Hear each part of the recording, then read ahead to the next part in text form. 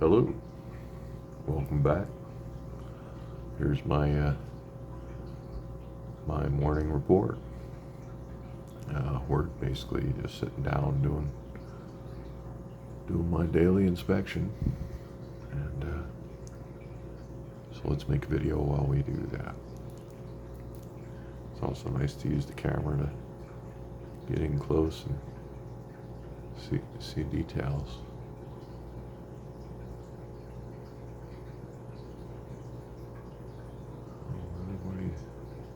He looks good, at least on that side.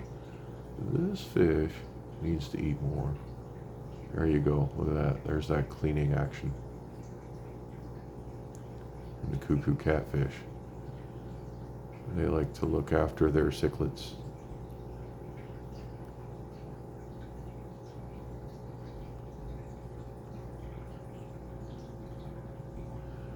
Now he poops clean and everything, but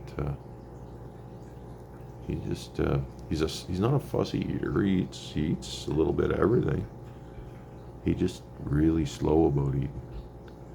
Takes his time, and that sets him back. And I really wish he'd figured out what he eats. But he should be eating a lot more. I've treated him several times through to make sure he was clean, and he's clean. It's just some of them are mental. Some of them have actual eating disorders, and unfortunately, his fussiness is betraying him. This white guy eats really good. He's aggressive. He's an aggressive eater. But he's selective. He only eats bloodworm and shrimp right now. I've seen him munch on a bit of flake, but doesn't seem to like it. That's okay. He'll come around. Big Red was just like him at one point.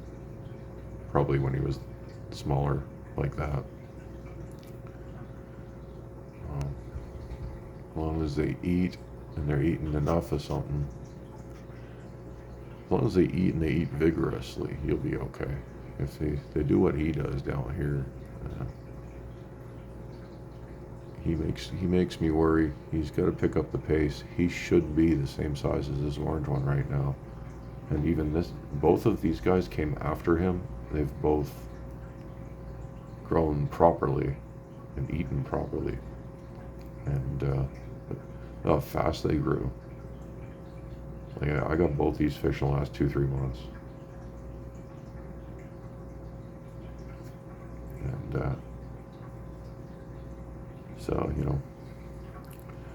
you'll get different results from fish to fish. It's sometimes it's not about you, it's about them. Their choices, not your choices. I suppose he might have been raised on some food. The yellow one may have been raised on a food that I'm unaware of or that I can't get.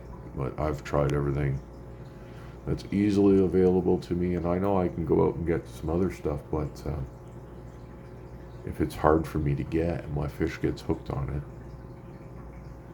what do I do when I run out?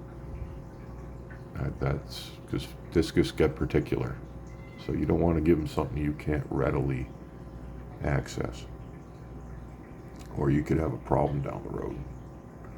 Let's go have a look downstairs, do our inspection on those fish. These guys are all rocking the world. No issues. Tank's looking beautiful. And here we are downstairs. And these guys are looking very happy. That's as good as color gets when it comes to these stankers. They're all of them are displaying very happy colors. There's 2 more upstairs, but they're doing just fine. So I'm going to leave them there. And they're also large males. The two largest of this of these fish. I have 7 of them, and they have girlfriends. So I don't want to take them out of the tanks upstairs. But if they cloud up, they're coming down. That's all there is to it. Girlfriends be damned. But for now, they're strong, they're healthy, and if I bring those 2 boys down here, there'll probably be some aggression. If I leave them up there, Big Red, he's going to keep them in check.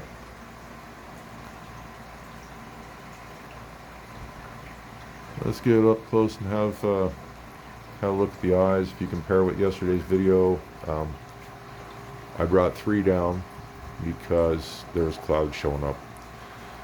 These 5 are the 5 that have had the problem, and upstairs, and when I bring them down, everything goes away.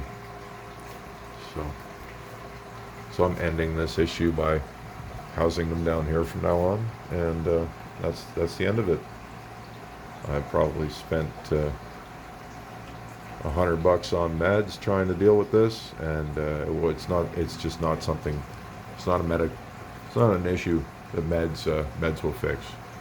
So it's an environmental problem, and I think they're allergic to Amazon swords. They're Amazon fish, but I don't know, something with my Amazon swords pisses them off. This guy, he's the one that took the injury from the snail. His eyes looking pretty good. Just, you can see the scratch there a little bit. But otherwise, the smokiness gone. Smokiness completely gone.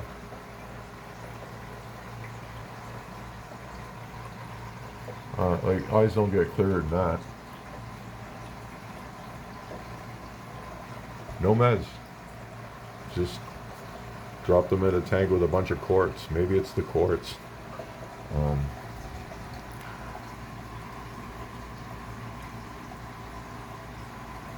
Wouldn't that be funny? I just got lucky and quartz does some magical thing that stops whatever this problem was.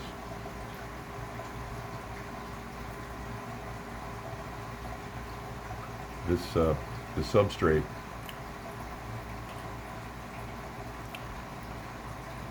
I was worried about it because, it's not out of a pet shop, but I know quartz is inert, and I even tested it by dropping acid from my API master test kit, and right onto it, and that's how you check a rock. If it bubbles, don't use it. If it doesn't bubble, you're good. And quartz is just naturally inert. It's also got a lot of surface area. It's very rough. It's very porous. It's actually very similar in nature, texture, and everything else to Seachem Matrix, to be honest. So anyway, I threw all that on the bottom, and then I covered it with this. This is sand, but it's made of recycled glass. Oops, guess I shouldn't be holding that. And it's made of recycled glass, and the recycled glass is basically crushed up wine bottles. That's why it's green. And I'll show you what the product looks like here. This is sandblasting sand. Someone recommended I look into sandblasting sand, and I did. I couldn't find the exact products he was recommending because he's in the States and I'm up here. But I did find this, and it was made of the glass. Like I said, it's recycled glass, and they call it Green Grit. It's made by OPTA, whoever they are. Here's their contact info and website in case you want to use this product yourself. It's $15 for a 15-pound, $13 for a 15-pound bag. 50-pound bag, 50. I found myself wondering, It's a 260 gallon system. Fish, like, I did cycle the white water for a little bit, but, and I did use Seachem Stability. I dosed it here and there along the way. So that's in here. You can actually see what's going on with the rubber on top of my heater, all that slime. That's Seachem Stability does that. And so that's bacteria. That's beneficial bacteria. It's growing on my glass and everywhere else too, but it really builds up on rubbery things like that. Also here on the tip of the probe for my heater controller, same thing. That's a white slime. That's the beneficial bacteria. So you can see it got around. And I'm asking myself, why does my fish are behaving like they're in a cycled tank? And I've used this product before, and it just didn't do things this quickly for me in the past. It's got to be my substrate, because it's crushed glass instead of sand. Sand's been on a beach for a million years, and it's washed back and forth, and if you put it under a microscope, it's pretty round and smooth. It'll also look like glass.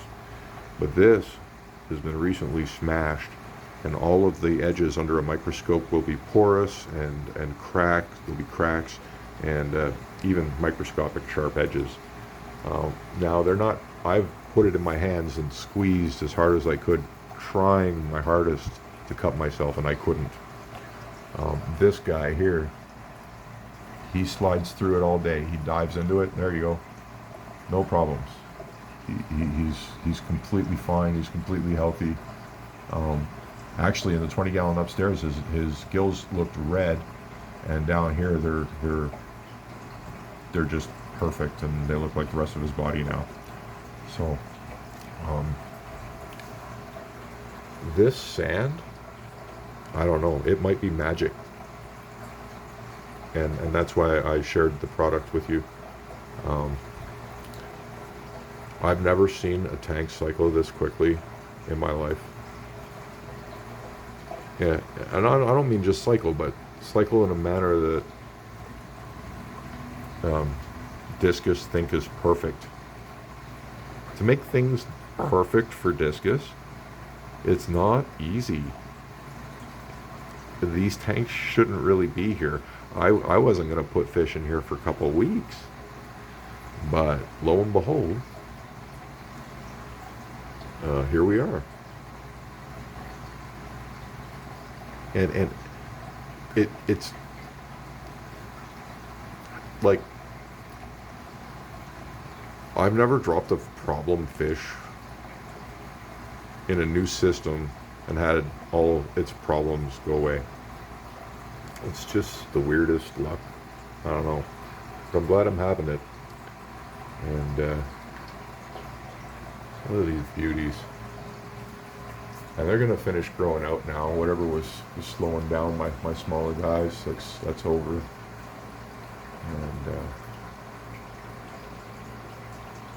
when we start seeing the tails come off the males, they're gonna get tails up top and back here. Fancy little tails. That's what's special about these stinkers. Most discus don't have that feature, but these will, and that's why they're sought after. They're gonna have really fancy little butterfly tips. It looks like sort of like what you see on the bottom of a monarch butterfly, that little tail. Well, they grow one coming off the back. It's an interesting feature. But my fish are too young for it. They're not. It hasn't happened yet. But it's coming. So now let's have a quick look at the. Oh, Mr. Greg. Let's have a quick look. Oh, I gotta shut this light off to look at the Oscar time. There we go. Got that one off. Back here. Shut this one off too, because it gets all washed out. And here we go. The Oscar tank. And ironically, he's not washed out today. There he is. Let's wash him out on purpose.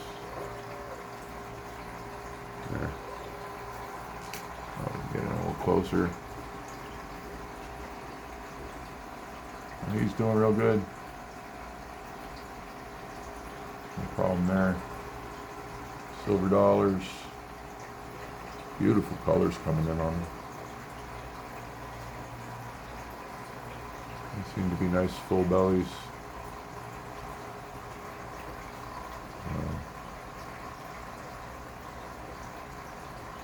Yeah. Oscar tank's kicking butt too.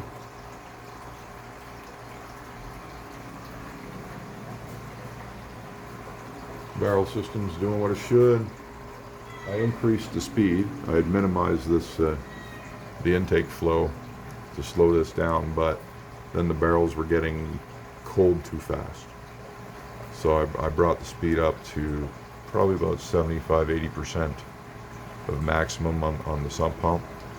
So I've definitely increased the flow, and that fixed the whole heat issue. The whole system's staying pretty much within 0.3 to 0.4 degrees of itself now. So, but that's something I got to keep an eye on. Still dialing in that way a little bit, and but we're gonna stop it here. Videos have been getting longer and longer, but I got more tanks and more fish, so that's I guess what happens. I'm going to post up something like a live stream notice or whatever, and we'll try and start getting into a little bit of that with some warnings so people know it's going to happen, and I can we can all chat. I can answer your questions, and heck, and even the people who want to troll me, they can show up and troll me. I don't care, 'cause that's always fun too. Where are we here? Yeah. Alfie's eating lots of his cucumber. Thanks again for watching, and we'll catch you in the next one.